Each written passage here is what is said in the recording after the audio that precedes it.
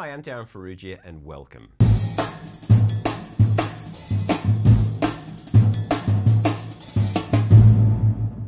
So what I want to talk about today is a problem that I see in some students when they're playing Flam rudiments, and particularly rudiments like the Flam Accent, which is a Flam triplet, and the Flam paradiddle. And the problem that I'm referring to is a lack of symmetry in the hands when they're playing flams.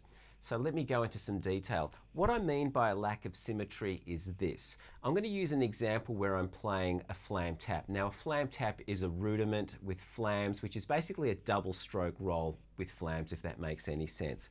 It looks and sounds like this. 1, 2, 1, 2.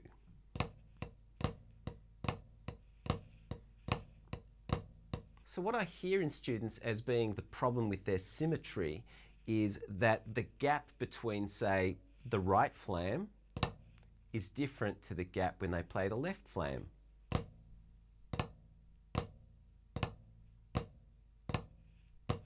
In fact, there are some instances where it almost doesn't sound like a flam. It might sound like both sticks are hitting at precisely the same time, only on one side. So that could sound more like this.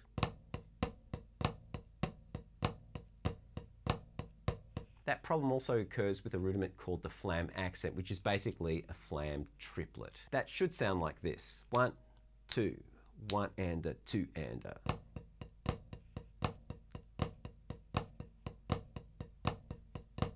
However, often it may sound more like this.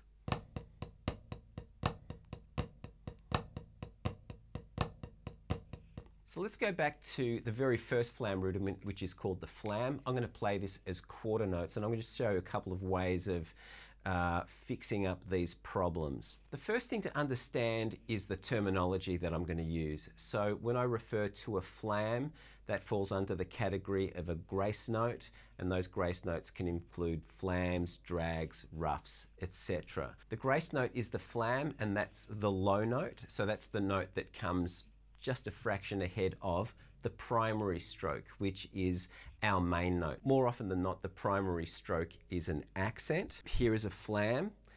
The grace note is going to be played with the left hand. My right hand is playing the primary stroke. One thing to notice there is that there's a considerable height difference between the flam and the primary stroke. So it's important to get that happening.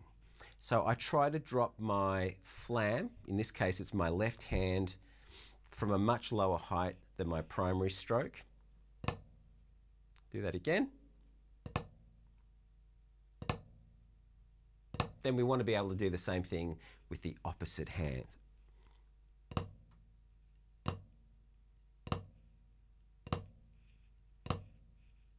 Now when you practice these things, you want to be able to alternate them and make them sound exactly the same.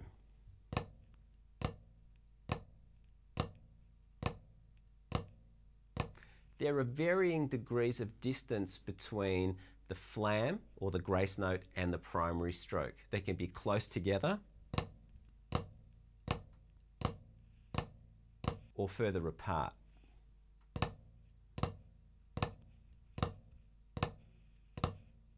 Usually when I'm playing flams on the drum set, I like to fatten up the sound of those flams by actually spreading them a little further apart than I would in a rudimental snare drum type of setting. Another thing to think about while you're doing this is that you may want to exaggerate the distance between the primary stroke and the flam just to help you figure out which are the high strokes and the low strokes. So that sort of thing would be this.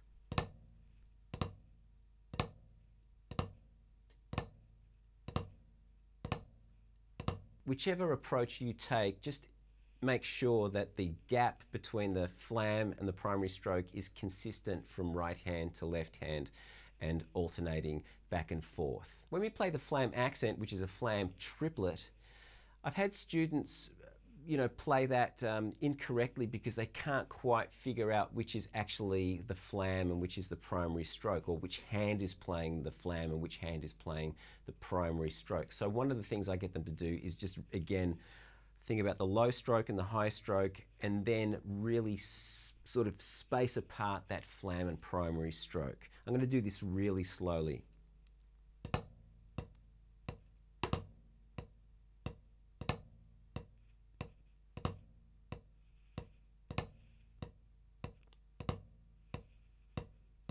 hopefully that'll help you determine which hand is playing the flam and which hand is playing the primary stroke. It has to alternate.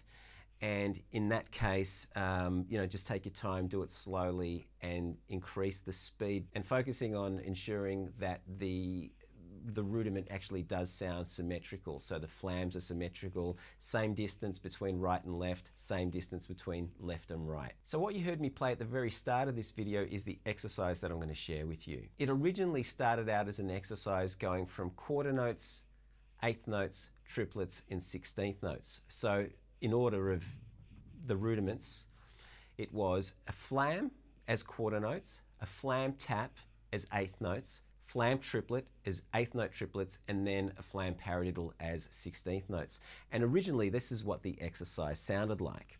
1, 2, 1, 2.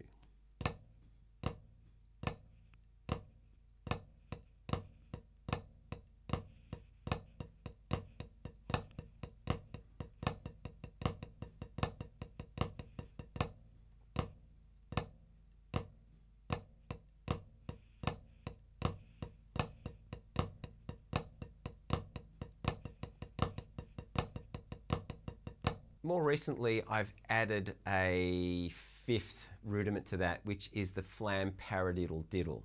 And I'm playing that as 16th note triplets. The reason is because what I want to do is make sure that the flam is always on the downbeat. In this case, it will always be on the downbeat. So I go from quarter notes to eighth notes to eighth note triplets to 16th notes and then 16th note triplets. When you play a paradiddle diddle without the flam, that rudiment always just kicks off with the right hand if you're right-handed and stays with the right hand. Now, when I was originally taught this with a flam, it didn't alternate.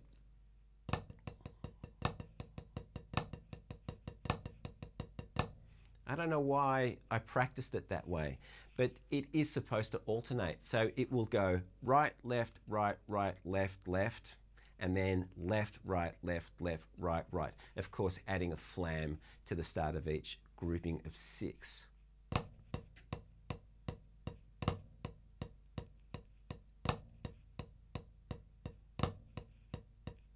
So let me play you that exercise and now adding the flam paradiddle diddle. 1, 2, 2, 2.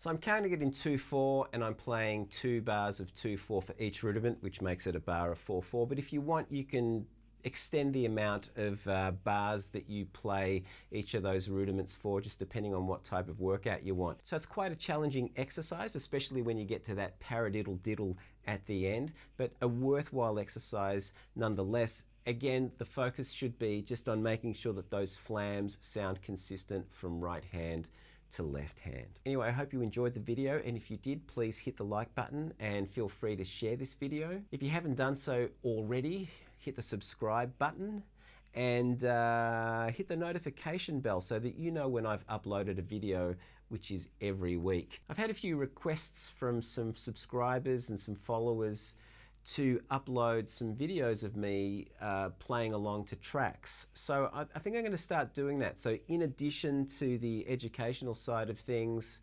I'm going to post some videos of me playing, I guess, just to balance things out a little bit. Anyway, have a lovely week. Have fun practicing this exercise, and until next week, have a great week, and I will see you soon.